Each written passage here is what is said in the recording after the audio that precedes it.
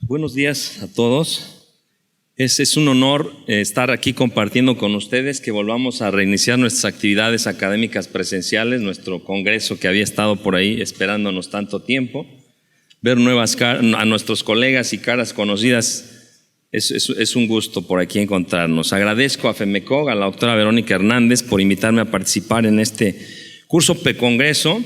Un tema bastante importante que, pues, todos los que vemos mujeres embarazadas estamos en una situación en la que cuando se genera una complicación de esta índole, que es una hemorragia obstétrica, si no tenemos las habilidades o los conocimientos suficientes para manejar a un paciente, se puede volver una catástrofe. Y bien, ¿qué hay antes de la histerectomía? ¿Qué es lo primero que sucede cuando nosotros tenemos una hemorragia obstétrica? Esto puede ser,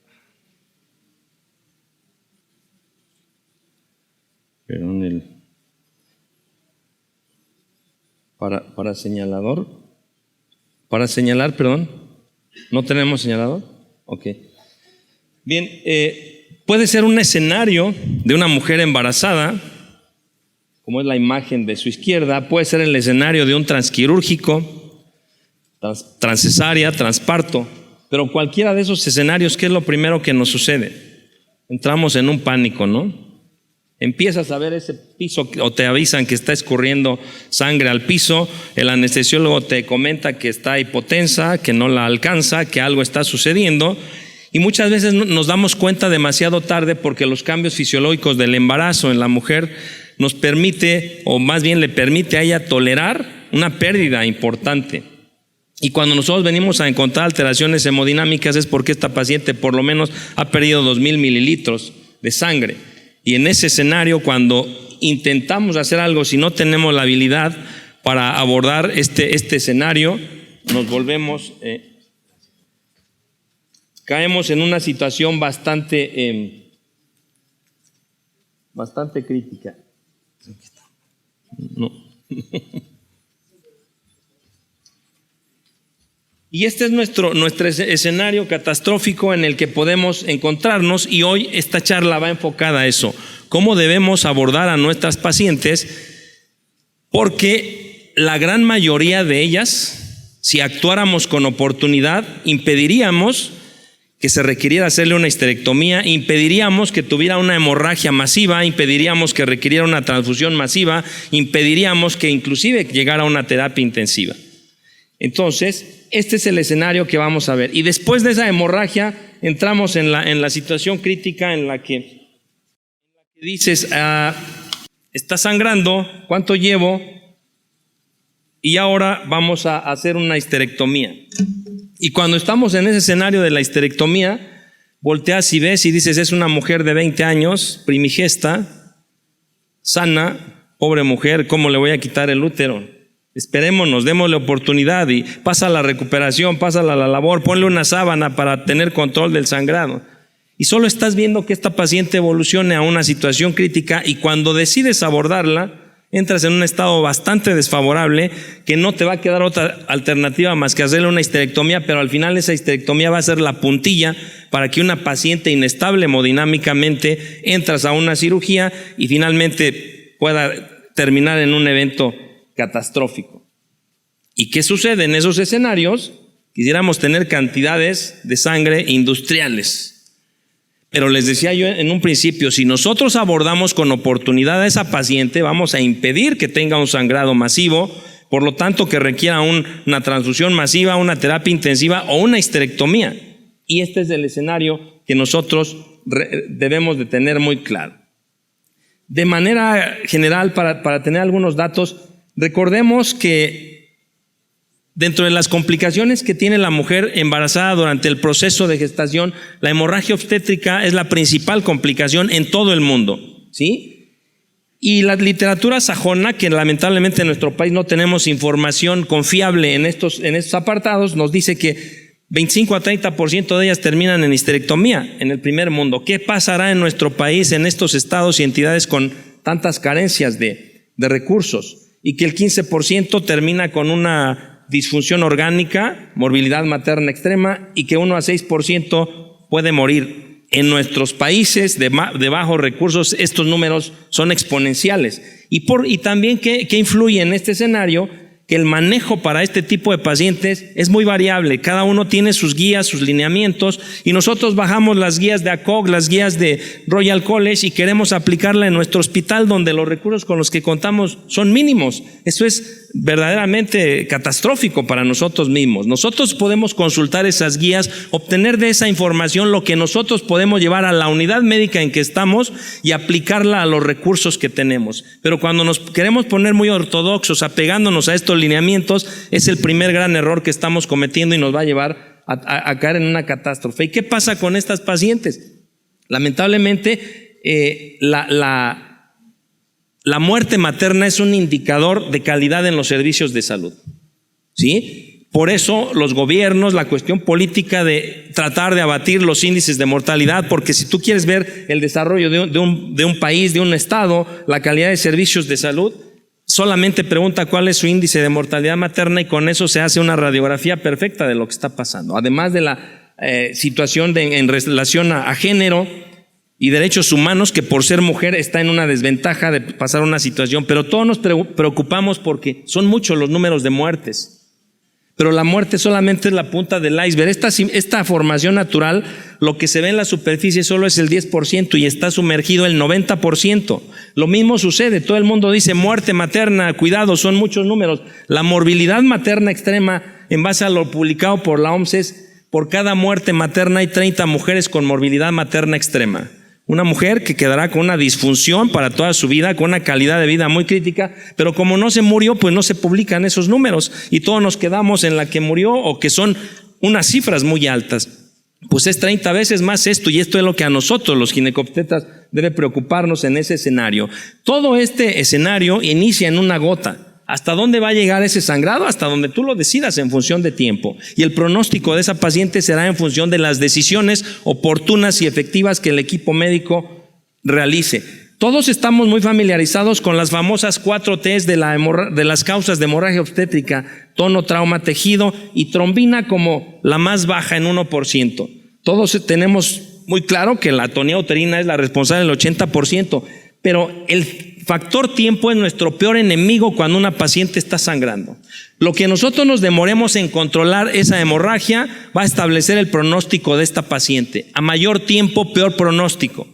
E inevitablemente, que cualquiera que sea la causa de la hemorragia, si no la controlas, terminará en un problema de coagulación, haya sido la causa que sea, en una paciente inestable hemodinámicamente y además con una coagulopatía. Y por eso es que las pacientes se mueren cuando entran en esta situación crítica. ¿Qué sucede al no parar el sangrado? Se echa a andar de alguna manera una espiral. Gracias. Se echa a andar una espiral en la que todos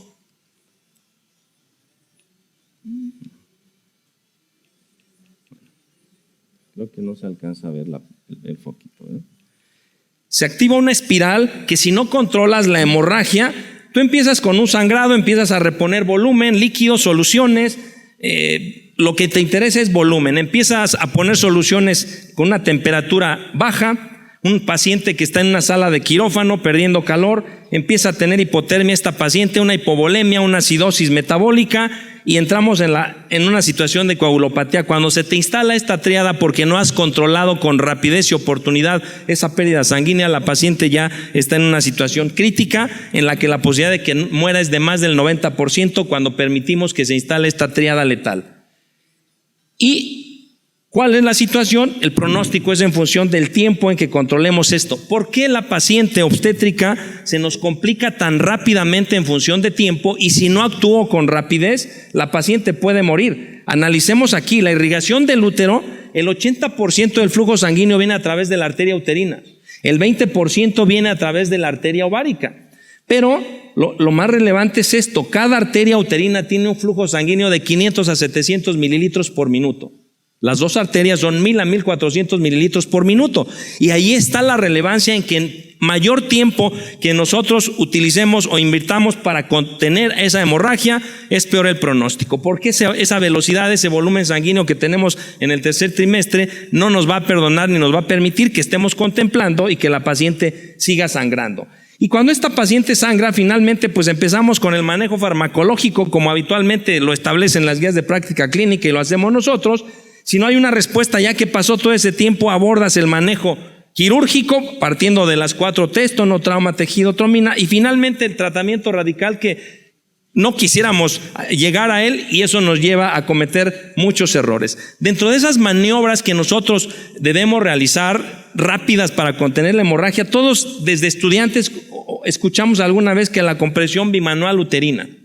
Si tú agarras y le preguntas a un colega, oye, ¿cómo se hace la compresión bimanual? ¿Dónde se mete la mano? No, pues mete la mano, mete el puño y lo metes en el útero. Y realmente no es meter la mano donde caiga. Si nosotros observamos esta maniobra, vean el puño donde está, en el fondo de saco anterior, y con la otra mano comprimes el útero, porque lo que estás haciendo con tus dos manos es ocluir el flujo de las arterias uterinas para contener el sangrado, no es en donde caiga. ¿Y qué requieres ahí? Pues tener las dos manos, porque es una compresión bimanual.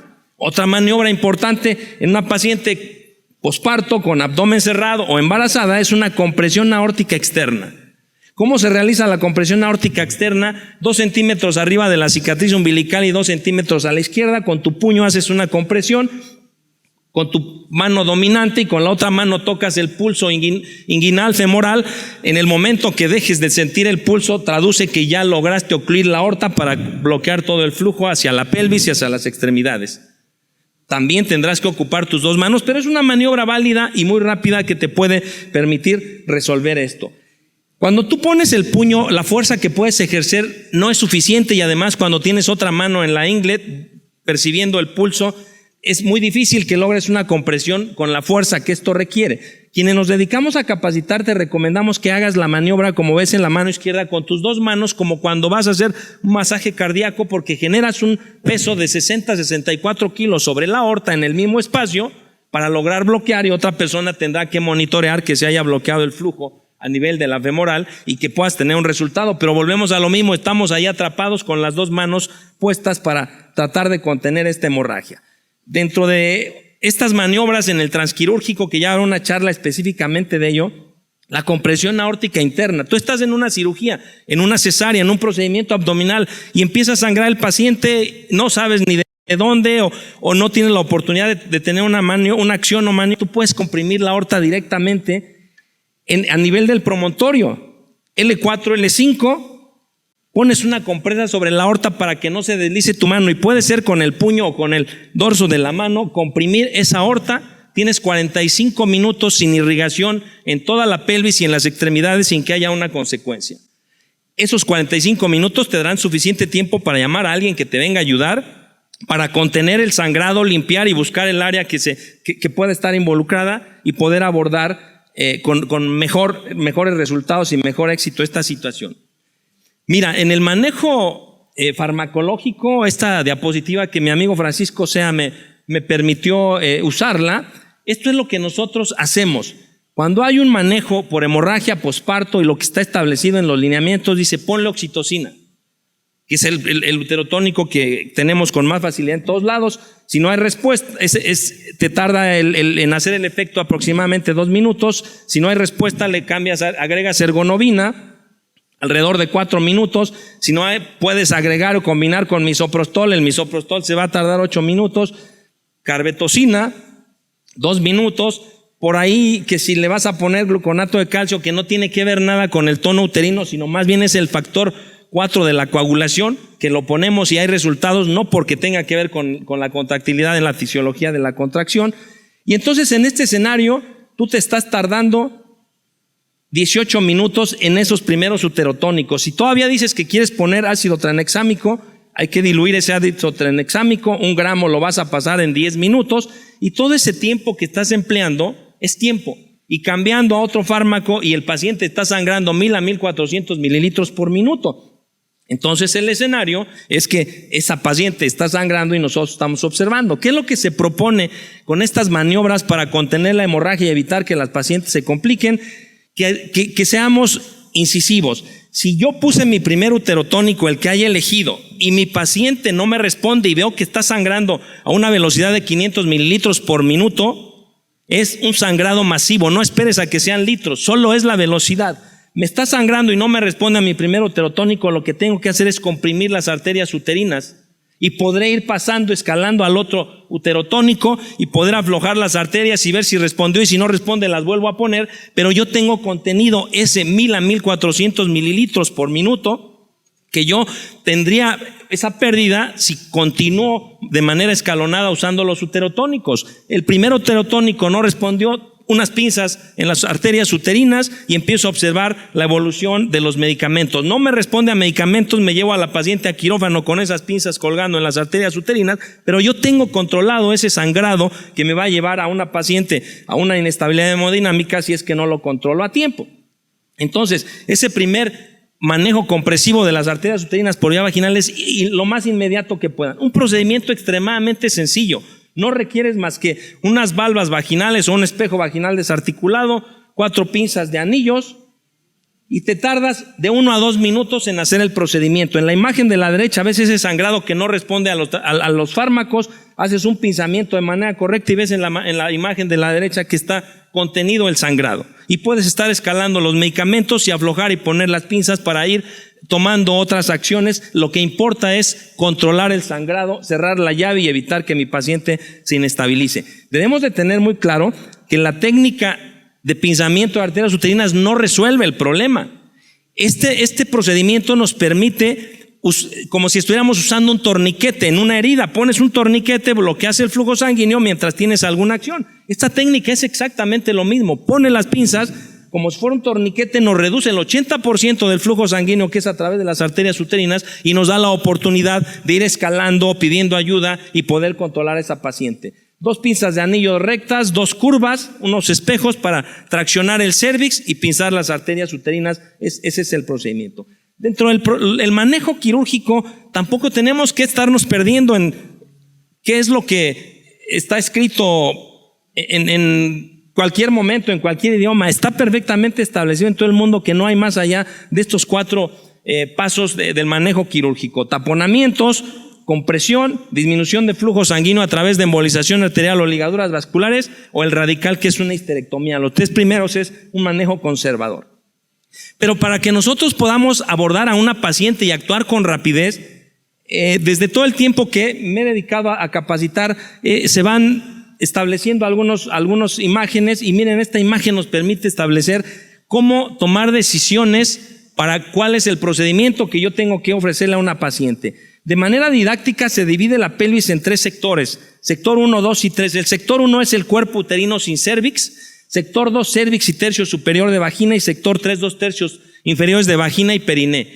¿Cuáles son las patologías que generalmente se nos presentan? En el sector 1, la causa del 80% es la atenea uterina, una placenta acreta. Estoy hablando no placenta previa, no increta ni percreta. La acreta es ese famoso sangrado del lecho placentario, porque es muy común que equivocadamente usemos ese término indistintamente, y ya hoy en día hay nuevas clasificaciones para no incurrir en esos errores. El sector también arriba es en un momento dado algún embarazo ectópico cornual, podría entrar ahí. Sector 2, placentas previas, incretas, percretas, embarazo ectópico cervical o embarazo en la cicatriz previa. Y el sector 3 es vagina y periné, algún desgarro por un parto instrumentado, un expulsivo prolongado, un macrosómico. Pero tú tienes que establecer de dónde está sangrando mi paciente. ¿Por qué debo establecer de dónde sangra mi paciente? Porque al establecer de qué sector sangra, yo establezco cuáles son los vasos que irrigan esa zona, y por lo tanto estableceré cuáles son los procedimientos que yo puedo ofrecer para resolver con rapidez ese sangrado que está teniendo. Si el sector 1 dijimos que es cuerpo uterino sin cérvix y que los principales problemas es la atonía, la ruptura uterina y el sangrado del lecho placentario, un acretismo focal, pues mira, el 80% que es la atonía uterina lo puede resolver con una técnica Posadas, con una sutura compresiva, Billings-Hyman, un balón de Bakri, y lo resuelves con mucha facilidad. Una ruptura uterina, un sangrado del lecho placentario, de la misma manera estos procedimientos. Si tú pasas al sector 2, donde ya están involucrados, arriba en el sector 1 la irrigación es por la arteria uterina y la arteria ovárica. Por eso es que puede resolver con estos procedimientos. El sector 2 ya tiene la irrigación de la rama cervical de la uterina, pero además vaginales y pudendas que entran en esta zona. y otros vasos de neoformación que se establecen cuando hay un espectro de placenta creta. Entonces, en ese escenario se tiene que optar por otros procedimientos. Una ligadura hipogástricas, que todo el mundo está deseoso de querer manejar la ligadura de hipogástricas, no es algo que resuelva de manera absoluta, como lo vamos a ver más adelante. La ligadura de hipogástricas es un procedimiento que te ayuda a reducir el flujo sanguíneo para que continúes haciendo otras acciones y puedas contener esa hemorragia. El sector 3, lo que se recomienda es que diseques el vaso que está sangrando, porque en este sector puede haber vasos que vienen de vasos mesentéricos que no sean originados de la hipogástrica. Y lo ideal es disecar. Si no localizas ese vaso y el hematoma crece y no contienes, una opción es ligar las hipogástricas, ya que la pudenda y la vaginal, que son los principales vasos que irrigan, llegan en esta zona. En relación al taponamiento, ¿a qué se refiere esto? Hay que poner un tapón que contenga el sangrado, ocluyendo las paredes del útero. Y los que todos conocemos son aditamentos de este tipo, que si tú vas a usar una sonda de Foley que tenga máximo 30 mililitros, no te sirve de nada ese globo. Tienes que usar un globo que tenga una capacidad para comprimir las paredes del útero, que para ello está hecho ese dispositivo del balón de Bakri, o un balón hechizo con un condón y una sonda de Nelaton o de Foley. Belfort estableció o creó este otro nuevo dispositivo que tiene el balón uterino y un balón vaginal para poderlos llenar por separado de acuerdo a un sangrado en notaria. Son alternativas, pero hoy en día estos dispositivos que generan distensión del útero se van a reemplazar por un nuevo dispositivo que es el efecto contrario. Se hace un vacío, se colapsa el útero, se pegan las paredes y lleva a que deje de sangrar el útero. Y tiene una lógica, porque si tú tienes una atonía uterina y estás distendiendo el útero con un balón, pues estás empujando a la causa de esa atonía, que no hay una contractilidad y oclusión de los vasos uterinos. Entonces, ese dispositivo en México aún no está, en otros países ya se utiliza y está en proceso. Las suturas compresivas, el objetivo es que ese útero se comprima simulando una contracción. Útero que se contrae no sangra. Es un procedimiento conservador. Se utilizan suturas de grueso calibre, Cadgo Dobriquil del 1, para comprimir ese útero. Pero la literatura nos indica que hagamos una prueba de eficacia antes de decidir hacer una sutura compresiva. ¿Cómo se hace la prueba de eficacia? Con las dos manos comprime uno el útero. Si el útero deja de sangrar con esa compresión, es un útero que va a responder a una sutura compresiva. Si no hay respuesta, es una prueba de eficacia negativa y el procedimiento no va a ser exitoso. Y dentro de las suturas compresivas hay más de 40 procedimientos de suturas compresivas. El objetivo es el mismo: comprimir, hacer que ese útero deje de sangrar. Y la pionera es Vilich, existen un sinnúmero. Hyman es uno de los procedimientos más sencillos que hay. ¿Por qué? Porque Vilich requerimos una histerotomía. Entras debajo de la histerotomía, sales por detrás de la histerotomía, das vuelta, entras a la cavidad, regresas y al final cierras la histerotomía. Y si es un posparto, le tendrá que hacer una histerotomía para hacer un Vilich. No requerimos que sangre más esa paciente. O hay quien lo hace sin histerotomía y la posibilidad de desprender la cara posterior del útero al jalar la sutura es muy alta. Sin embargo, con Hyman no requerimos histerotomía. Puede ser que tú ya hiciste tu cesárea y que ya giraste la histerografía y la paciente no responde por una atonía uterina y dices, voy a hacerle una sutura compresiva, tendré que deshacer la histerografía para hacer un Vilich. No es algo que nos favorezca en tiempo y en procedimientos. Hyman, con el útero, con o sin histerotomía, se requieren dos suturas a diferencia de Vilich. Lo que debemos evitar en la de Hyman es no ocluir el orificio cervical interno. Enderezamos nuestra aguja con dos portaagujas o pinzas para que la aguja atraviese el útero de manera vertical. Dos agujas, dos tirantitos, se comprime el útero y se genera esta sutura como la que estamos viendo a un lado. Es la sutura más de las compresivas, la más práctica, la más rápida, que todos deberíamos de dominar, y esta es la forma en que quedan estos procedimientos. Dentro de la disminución de flujos es la embolización arterial o las ligaduras vasculares. La embolización arterial requerimos un radiólogo intervencionista, porque es espectacular que tú embolices una arteria y desaparece el vaso, en teoría, y ya no hay flujo. La realidad es que requieres un radiólogo intervencionista, que la paciente esté estable hemodinámicamente, y la realidad es que tampoco ocluye todos los vasos, sobre todo en el escenario de los espectros de placenta creta. Prácticamente la embolización no nos genera un beneficio importante. Pero es importante en esta imagen de la derecha que vean cómo desaparece la ilíaca interna en esa embolización. Si nosotros conocemos la anatomía y sabemos procedimientos de ligaduras vasculares, podemos tener ese mismo beneficio de ocluir vasos de acuerdo al sector donde esté el problema de mi paciente, sector 1, sector 2 o sector 3, y podemos resolver este escenario. Dentro de estos procedimientos vasculares, el más antiguo es la de ligadura de hipogástricas.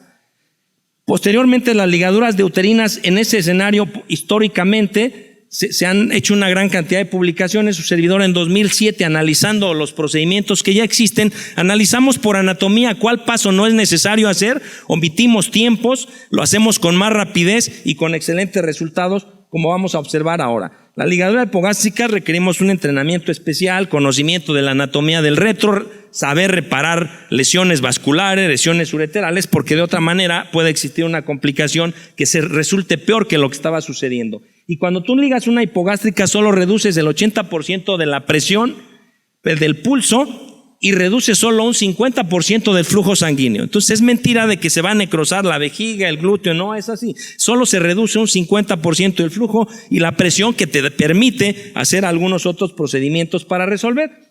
¿Y por qué reduce solo el 50% y es la presión? Porque en el momento que ligan las hipogástricas, estas anastomosis que hay de la lumbar hacia el hilo lumbar, sacra media, sacra lateral, hemorroidal superior a hemorroidal media, en automático empieza a tener un flujo sanguíneo porque cerraste un vaso de grueso calibre y eso mantiene el 50% de menor presión porque son vasos más delgados.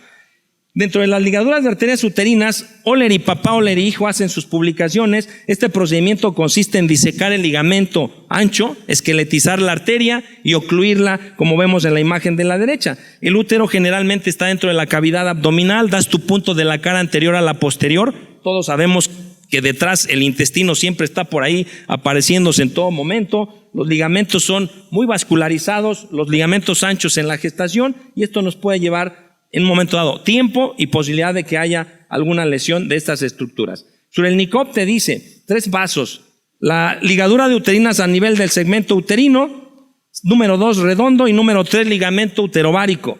Ese es el procedimiento paso a paso. Vamos a ver las ventajas y desventajas de esto. Abrago te dice, número 1, ligadura a nivel del segmento uterino del lado derecho, te esperas 10 minutos, no responde, pasas al izquierdo, te esperas 10 minutos, no responde, te regresas al derecho 2 centímetros más abajo, uterina, no responde a los 10 minutos izquierdo, y si no responde te vas al ligamento infundíbulo pélvico. En el momento que ligues el infundíbulo pélvico vas a bloquear el flujo hacia ese ovario y va a quedar dañado. Morels, lo mismo. Y finalmente, haciendo estos análisis, la técnica Posadas nos permite establecer que para no lesionar estructuras que hay atrás, exterioricemos el útero.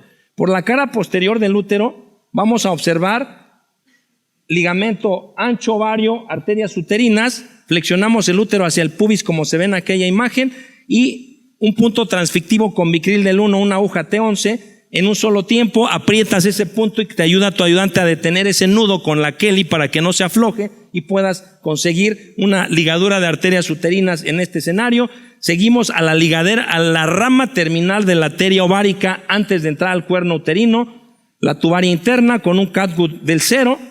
Puede ser una sola rama, esa arteria, la mayoría de las veces es una sola rama, pero puede haber más. Tenemos que observar y ligar el número de vasos que se dirijan hacia el útero y logramos una mínima perfusión con estos procedimientos y vemos ese útero que se pone pálido, no se va a necrosar porque no estamos llevando al útero una isquemia, lo llevamos a una mínima perfusión. Hay un flujo sanguíneo de un plexo colpouterino, que son vasos cervicales, vaginales de pequeño calibre que llevan una irrigación ascendente, no se necrosa el útero, pueden seguir llegando uterotónicos, antibióticos. Los requisitos para que este procedimiento sea exitoso es la sutura de la ligadura de uterina no se hace en el segmento uterino.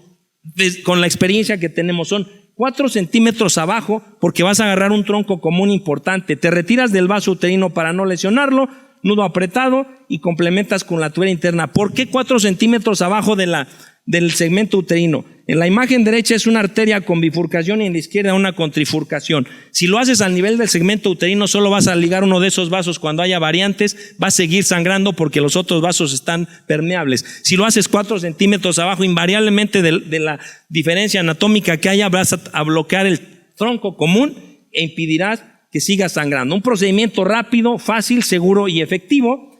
te puede servir en una infiltración uterina por desprendimiento de placenta siempre y cuando la infiltración sea de 75% para abajo. Si es más, hay que hacer histerectomía. Y tenemos una experiencia de 7 años que publicamos este trabajo, 750 casos. En esa tabla comparamos con O'Leary, con Ábrago, los tiempos, las complicaciones, y pudimos demostrar que la técnica Posada en función de tiempo es la más rápida, la más sencilla y efectiva comparando con todos esos trabajos, y la única que tenemos esa casuística de 750 casos. O'Leary, hijo, era el que tenía una casuística de 265 y permite entender. Este es un caso de una paciente que tenía una pancreatitis, óbito, inducen en terapia intensiva, expulsa el producto, una atonía, pinzamiento, balones, no paraba de sangrar, le dejamos las pinzas, hacemos una desarterialización técnica Posadas y observamos que cuando quitamos las pinzas, la paciente no está sangrando. Con una desarterialización no requerimos una histerectomía, no requerimos transfusión masiva, y en una paciente complicada con pancreatitis en terapia intensiva, todos esos escenarios van complicando y ensombreciendo más el pronóstico. Las guías de práctica clínica de nuestro país, la actualización de 2021 recomienda la ligadura de arterias uterinas como primer paso. La técnica Posada se recomienda como de las más rápidas. Y vuelvo a insistir, establezcamos nuestro protocolo de manejo en cada una de nuestras unidades en base a los recursos que consultemos en la literatura, pero no tratemos de implementar en nuestra unidad lo que todo esto dice. Esta es la secuencia de procedimientos para poder abordar con rapidez a esa paciente que está sangrando, impedir que llegue a un choque hipovolémico, a transfusión masiva y que pueda morir. Y un tip: cuando ustedes consideren que esa paciente tiene que hacérsele una histerectomía, todos aprendimos a hacer redondos, anchos, infundíbulo pélvico, y vas paso a paso hasta que disecas la uterina. Cuando llegas a la uterina te está sangrando 1000 a 1400. Si tú decidiste hacer histerectomía, vean abajo, métele unas pinzas de Gini a las uterinas para que cierres la llave como cuando la vía vaginal. Le metes esas de Gini y vente haciendo con toda la calma tu paso, redondos, anchos y lo que quieras. Porque en ese escenario de ir paso a paso, la paciente está sangrando y cuando reflexionas ya la paciente está complicada. Entonces no se trata de medir fuerzas y este procedimiento aparece más aparatoso porque yo hago ligadura de hipogástricas y manejo el retroperitoneo. Procedimientos sumamente sencillos, pero que conozcamos nosotros y bien utilizados y a tiempo nos permite salvarle la vida a una paciente. Y cuando nosotros conocemos anatomía de manera muy importante para establecer de dónde sangra, cuál es la causa de sangrado, yo no me quedaré con las manos atadas como no sé hacer más que una histerectomía. Cuando yo conozco anatomía y estos procedimientos conservadores, tendré un plan A, un plan B, un plan C, los que sean, porque tengo la habilidad y la capacidad de establecer en función de lo que esté sucediendo. Lo ideal sería que la paciente llegue en el momento correcto, al lugar correcto, atendida por la paciente correcta y haciendo lo correcto, lo cual no sucede en los hospitales. Si nosotros nos capacitamos, no requerimos recursos extraordinarios. Nuestra capacidad y habilidad de hacer lo que les acabo de mostrar permitirá que se resuelvan este tipo de escenarios. Conclusiones: 90% de las mujeres con choque hipovolémico está definido que son evitables. Las conductas médicas durante la atención son tardías e inadecuadas y deficiente manejo del activo del tercer periodo de trabajo de parto, buscar la contractilidad y el tapón de fibrina. La histerectomía como única alternativa no debe ser nuestra opción porque nos ata de manos y estamos con esa paciente sufriendo porque es primigesta, porque es muy joven. Es esencial que detengamos el sangrado lo más pronto posible y por lo tanto requerimos un entrenamiento periódico para poder conseguir. Y esta es una foto histórica de aquí de Guadalajara cuando estuvimos todos aquí en un taller hace un tiempo en un congreso. Quienes nos dedicamos a esto, les recomendamos que tenemos que cambiar. No pretendamos que las dos cosas cambien si siempre hacemos lo mismo. Repetimos lo mismo, veremos que las pacientes se compliquen y pueden morir. Solo que a los mexicanos nos cuesta mucho esa cultura del reaprendizaje. Debo aprender a dejar de hacer lo que no funciona, y lo dice Alvin Toefer. Los analfabetas del siglo XXI no serán aquellos que no sepan leer, escribir, sino aquellos que no sepan aprender, desaprender y reaprender. Tenemos que eliminar lo que yo aprendí en mi residencia, en mi formación, pero no funciona y se siguen complicando a un lado, y déjame retomar lo que está demostrado con evidencia que me permite salvar vidas y resolver todo esto. ¿Y cómo lo hacemos esto? Pues el entrenamiento. Estos son entrenamientos con biomodelos. Con biomodelos en vivo tú puedes dirigir, hacer, establecer, buscar todo lo que tú quieras, y esos entrenamientos con biomodelos te permiten de una manera sencilla y rápida. Esta es una ligadura de arterias uterinas por cara posterior, técnica Posadas. En 4 minutos tú desarterializas el útero, las dos uterinas, las dos ováricas, y bloqueas el flujo sanguíneo, llevas ese útero a mínima perfusión y tenemos el resultado que buscamos de manera sumamente rápida. Y no olvidemos, quienes capacitamos tenemos la convicción de que la calidad se inicia con la capacitación. Se sigue con la capacitación y se mantiene con la capacitación. Si no nos capacitamos, seguiremos viendo números de muertes como la estadística lo presenta en todo el mundo. Muchas gracias.